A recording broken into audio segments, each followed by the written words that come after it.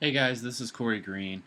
This is week 2 of our Java 2 class, and I'm here to talk more about my project that is basically an expansion from last week.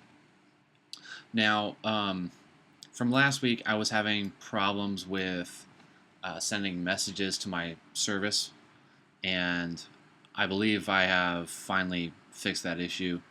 Um, in programming, it's a very if you screw up in let's say doing a dot two string, or if you accidentally mistype something, it's going to let you know right away pretty much what you did wrong. In this instance, I was sending the wrong data over, and it was getting snagged up on that, and I should have been looking at my log cap more closely and doing research on that. But I finally got that figured out. So my project runs and retrieves data. It retrieves a full JSON array, and it gets parsed and it gets displayed to the screen. So I'm pretty happy about that. As far as this week goes, I was a little um, confused as to what content providers actually do, and it's not fully implemented yet in my project because I'm trying to figure out exactly what it does. But it's to my understanding that it kind of encapsulates data and keeps things separate from your regular processes. So, um, yeah. So without further ado, let me show you what my project does so far. Oops. So we go over to my emulator, which is actually an actual view of my phone here. So here is a already done entry, and this basically goes to the iTunes database. I would guess, and retrieves JSON data based on what you enter. So I've entered in the band 311.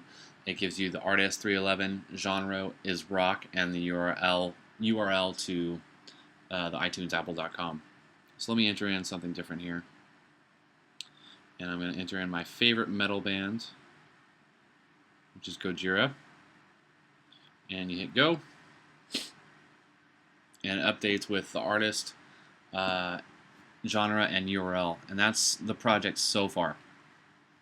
Now, it's to my understanding that the content, or the content provider will basically do this in a separate task away from the rest of the program, and that's not fully implemented yet. I really needed to get week one's project out of the way, and that is so far done.